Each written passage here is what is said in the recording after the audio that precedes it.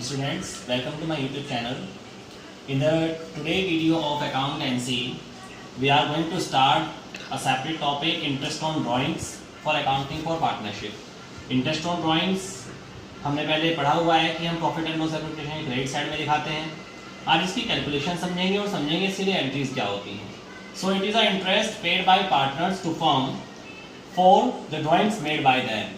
यानी कि पार्टनर्स जो फर्म में पैसा विड्रॉ करते हैं पर्सनल यूज के लिए, उसके बदले में जो इंटरेस्ट फर्म को पे करते हैं उसको कहा जाता है इंटरेस्ट ऑन ड्राइंग्स. तो उसको पे करता है पार्टनर किसको? फर्म को. इसलिए क्योंकि उसने पर्सनल यूज के लिए पैसा निकाला है.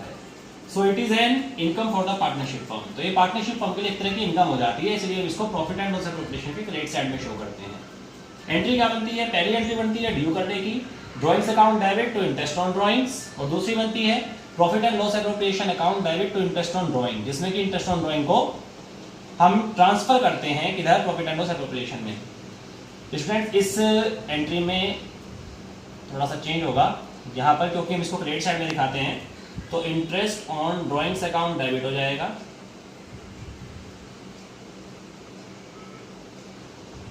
और profit and loss appropriation account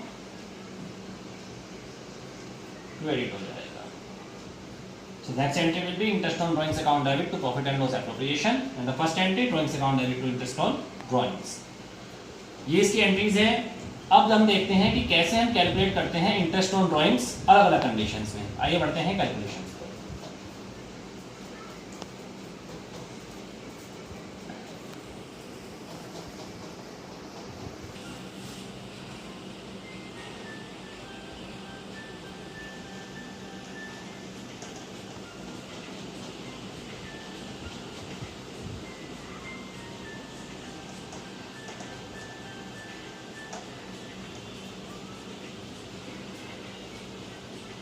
Students, there are two methods for calculation of interest on drawing. दो मेथड है इसके. पहला है प्रोडक्ट मेथड, दूसरा है एवरेज मंथ्स मेथड. पहला मेथड जो प्रोडक्ट मेथड है उसमें कब यूज करते हैं? उसमें when different amount is withdrawn on different dates. यानी कि अलग अलग डेट पर अलग अलग अमाउंट को विड्रॉ किया गया है तो हमें यूज करना है प्रोडक्ट मेथड. जैसे मैं कहूँ कि मैंने 1 जनवरी को 6,000 रुपये निकाले, उसके बाद फिर 1 जून को मैंने 5,000 निकाल लिए, इसके बाद 31 अगस्त को मैंने 6,000 रुपये निकाल लिए या 7,000 निकाल लिए. तो मैंने अलग अलग डेट पर अलग अलग अमाउंट निकाले हैं, तो यहाँ पर मैं यूज़ करूँगा इसको प्रोडक्ट मेथड. दूसरा है एवरेज मंथ मेथड. ये कब यूज होता है? Equal amount is withdrawn bye partners. जब पार्टनर्स इक्वल अमाउंट को विड्रॉ करते हैं, यानी कि पैसा निकालेंगे तो इक्वल ही निकालेंगे, उसी अमाउंट में निकालेंगे, चेंज नहीं करेंगे.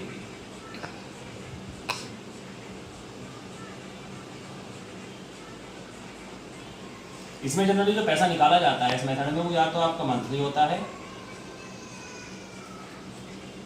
या क्वार्टरली होता है. तो मान लीजिए अगर एक पार्टनर 3,000 रुपये निकालता है और पर मंथ निकालता है, तो वो फिर हर महीने 3,000 ही निकाल रहा है, उस केस में हम यूज करेंगे एवरेज मंथ्स मेथड. तो जहाँ पर अलग अलग डेट पर अलग अलग अमाउंट है वहाँ पर प्रोडक्ट मेथड, और जहाँ पर सेम अमाउंट है वहाँ पर एवरेज मंथ्स मेथड. तो पहले हम एग्जांपल लेंगे प्रोडक्ट मेथड का, कैसे इसमें इंटरेस्ट ऑन ड्राइंग कैलकुलेट करना है, फिर एग्जांपल देंगे हम एवरेज मंथ्स मेथड का. So let's come to product method.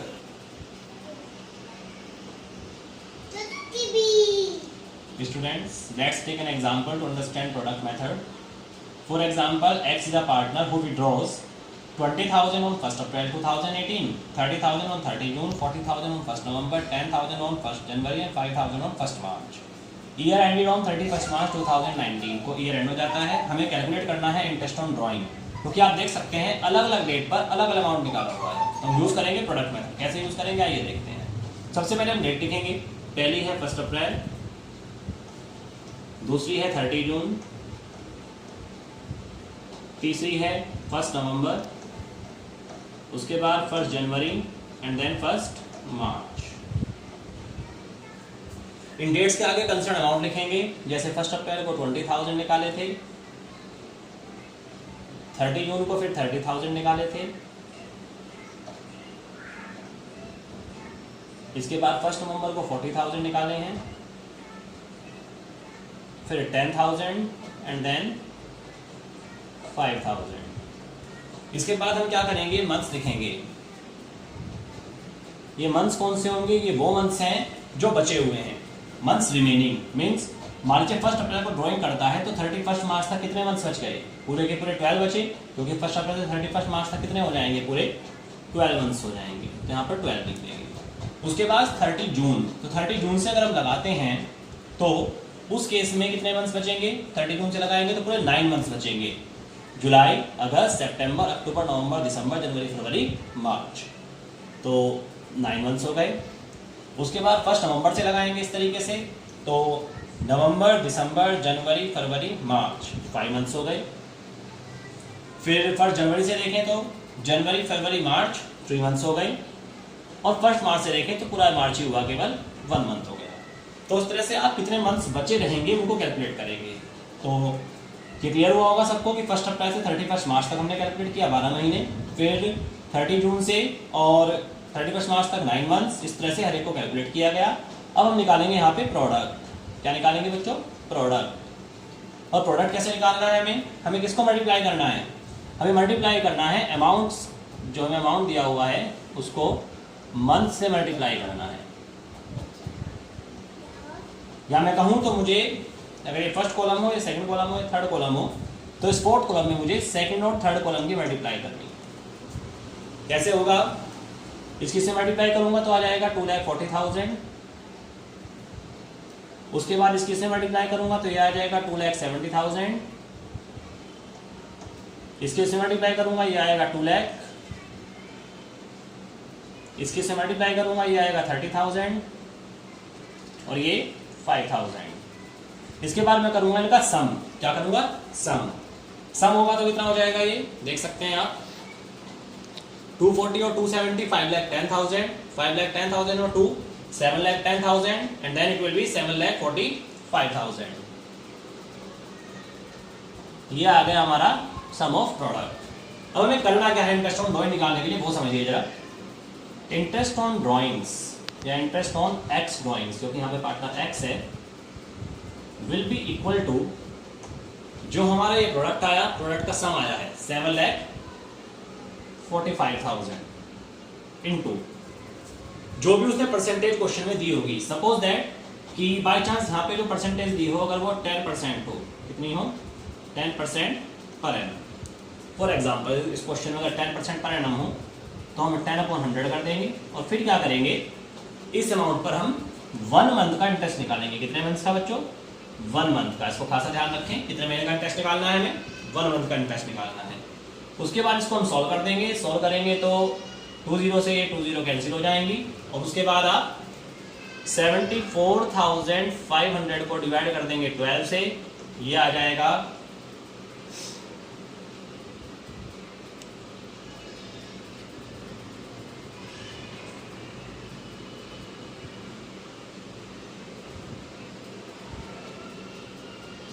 Approximately 6,200। इस तरह से आप निकाल सकते हैं प्रोडक्ट मेथड से इंटरेस्ट ऑन ड्राइंग्स। बस हमें कुछ ही बातों का ध्यान रखना है कि डेट लिखनी है, अमाउंट लिखने हैं, फिर कितने मंथ्स बच जाते हैं उस ड्राइंग के बाद वो लिखना है। बाद में मंथ्स के अमाउंट की मल्टीप्लाई करके टोटल कर लेना है, जो सम आता है उस पर जो रेट दिया हो उससे मल्टीप्लाई करके 1 मंथ का इंटरेस्ट लगाना है। कितने मंथ्स का, 1 मंथ का। तो ये था हमारा प्रोडक्ट मेथड। अब आते हैं हम एवरेज मंथ्स मेथड पर।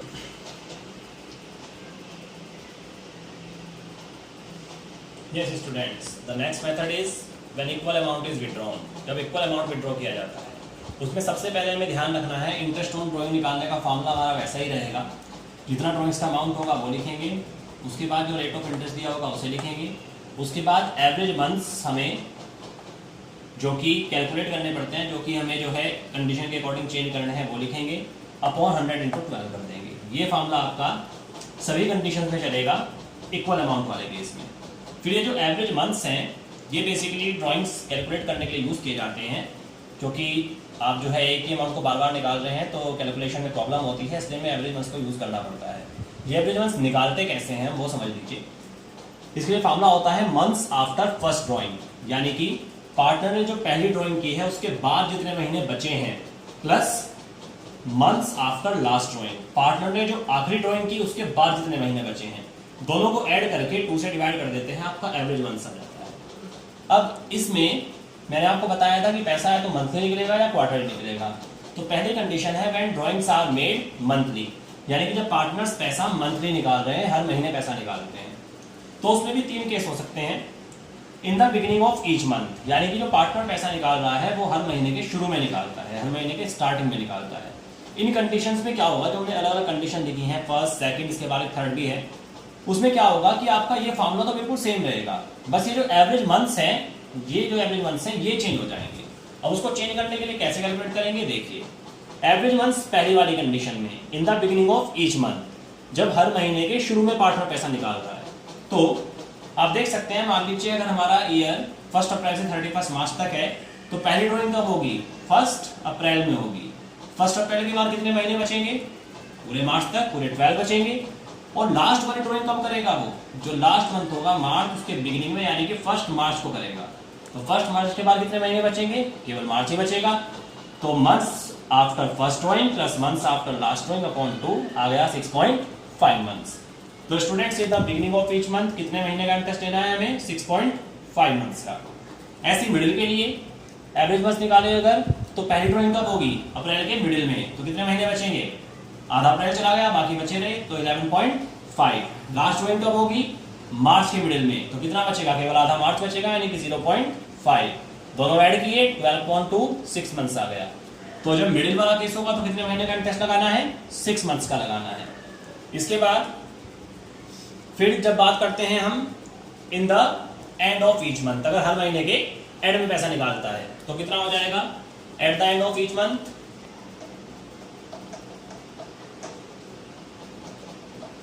At the end of each month अगर ड्रॉइंग्स निकाली जाएंगी तो देखिए उस केस में आपका ये हो जाएगा 5.5 मंथ्स।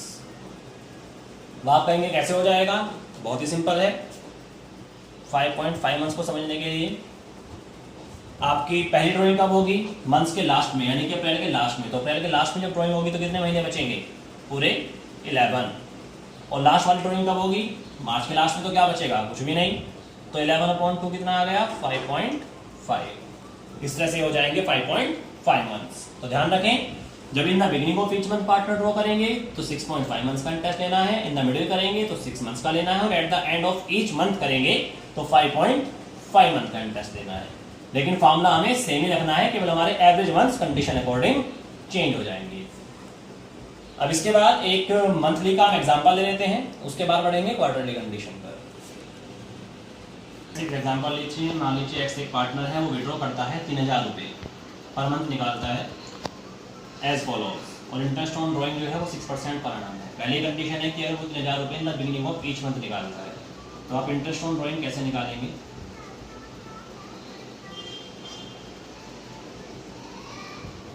3000 निकालता है पर मंथ, तो पूरे साल निकालेगा, 12 से मल्टीप्लाई कर देंगे, 36,000 आ गया। इसके बाद रेट हमें दिया हुआ है 6%, तो 6/100 हो गया। और क्योंकि वो in the beginning of each month निकाल रहा है, तो इन द बिगिनिंग में कितना इंटरेस्ट, कितने महीने लेते हैं हम, दैट इज 6.5 मंथ्स लेते हैं, जो भी हमने कैलकुलेट भी किए थे। स्टूडेंट्स ये बात भी ध्यान रखिएगा कि कैलकुलेशन करने की मंथ्स को हर बार रिक्वायरमेंट नहीं होती है। अगर आपको ये 6.5 in the beginning, 6 for the middle and 5.5 for the end याद हो चुके हैं, तो आप सीधा सीधा भी अप्लाई कर सकते हैं। प्रैक्टिस करने से याद भी हो जाते हैं, तो बार बार कैलकुलेशन करने की जरूरत नहीं होती। इसके लिए अमाउंट कितना आ जाएगा, इसको सॉल्व कर देंगे, तो 20 से 20 कैंसिल हो गया, 12 से 12 कैंसिल हो गया। इसके बाद ये बचा 180 इंटू 6.5, तो ये आ गया 180 into 6.5, that is 80 into 65,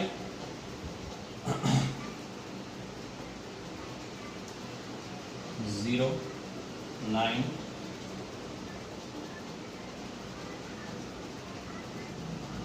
that is 1170.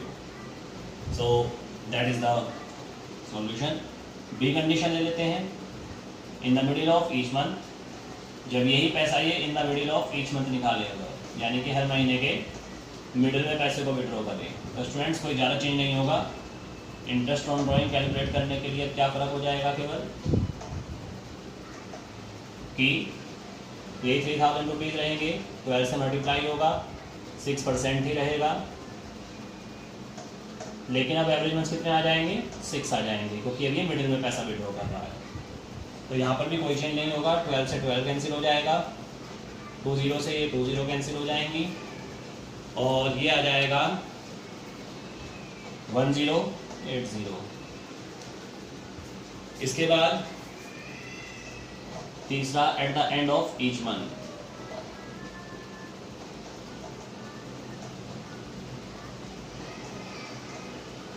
अगर हर महीने के लास्ट में पैसा निकालता है तो भी इंटरेस्ट ऑन ड्राइंग पे इम्पैक्ट केवल एवरेज मंथ्स का पड़ेगा, बाकी चीज़ें कुछ चेंज नहीं होंगी।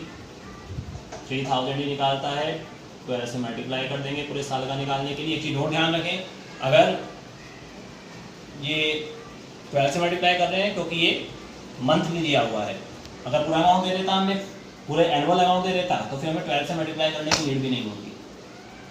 इसके बाद अब यहाँ पर 6% का इंटरेस्ट है तो 6 ही लिखेंगे, अपॉन में 12 भी करेंगे, लेकिन यहाँ पर अब इंटरेस्ट कितना हो जाएगा, 5.5 मंथ्स का हो जाएगा, क्योंकि अभी at the end of each month निकाल रहा है। तो सब प्रोसेस सेम रहेगा, 20 से इसकी 20 कैंसिल हो जाएंगे, 12 से 12 कैंसिल हो जाएगा, ये हो जाएगा 180 इंटू 5.5, तो ये हो जाएगा 18 into 55, and then it will B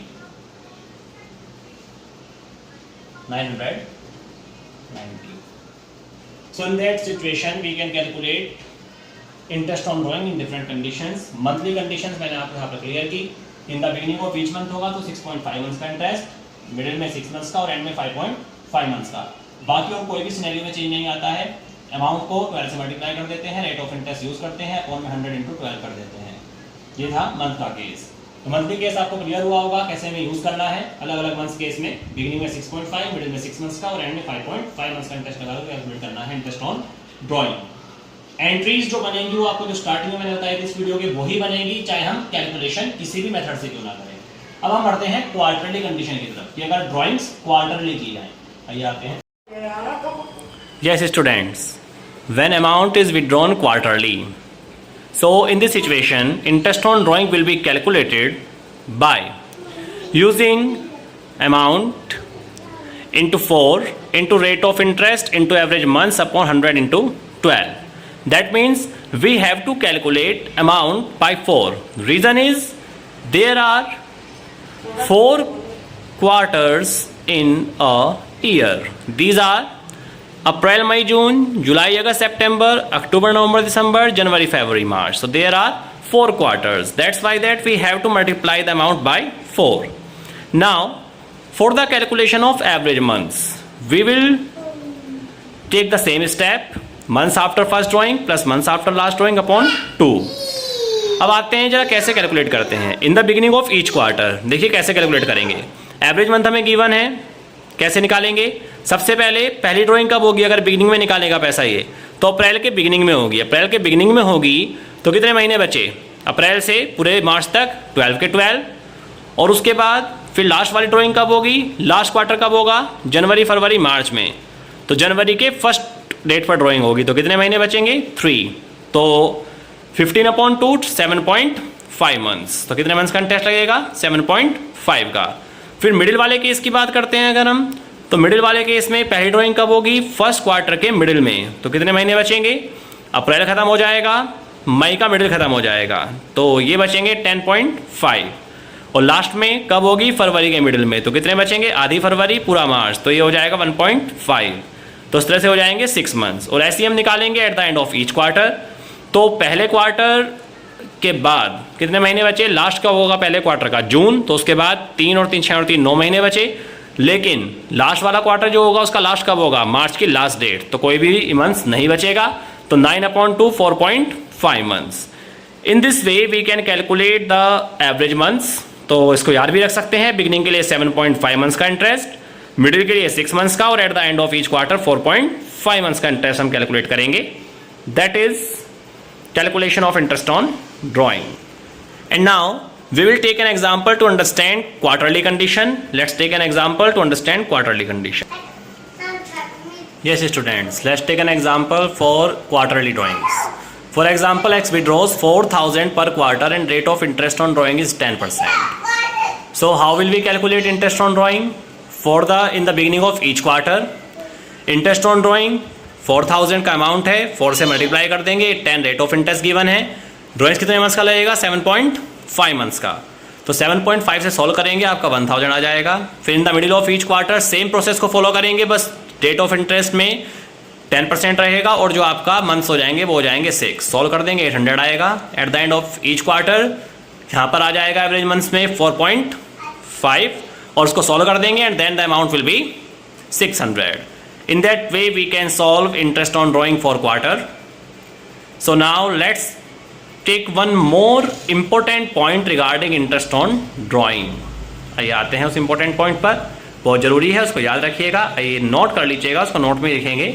So let's take important point. Yes students, remember these 2 points regarding interest on drawing. First one is if rate of interest on drawing is given without per annum, यानी कि per annum के बिना अगर rate of interest दिया हुआ है, जैसे मैं एग्जांपल लूँ 10% दिया है, 10% पर एनम नहीं है, तो ध्यान रखिए एवरेज मंथ्स को हम इग्नोर कर देते हैं, कोई एवरेज मंथ्स यूज़ नहीं करते. मान लीजिए हमें दिया हो कि 36,000 रुपये निकाले हैं, 10% का इंटरेस्ट है, तो सीधा सीधा निकाल देंगे, एवरेज मंथ्स को यूज़ नहीं करेंगे. लेकिन कब? जब पर एनम वर्ड नहीं दिया है, इसको खास ध्यान रखें.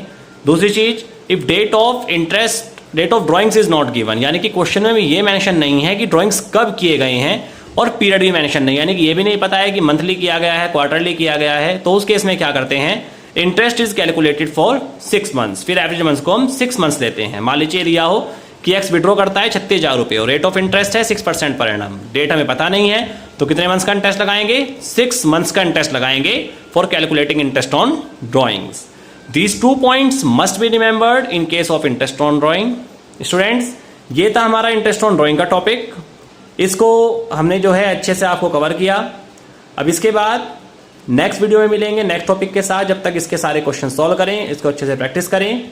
बहुत इंपॉर्टेंट टॉपिक है, कई बार इससे 1 मार्क्स में भी क्वेश्चन आ जाता है, 3 मार्क्स में भी आ जाता है. So practice it very well. Thank you.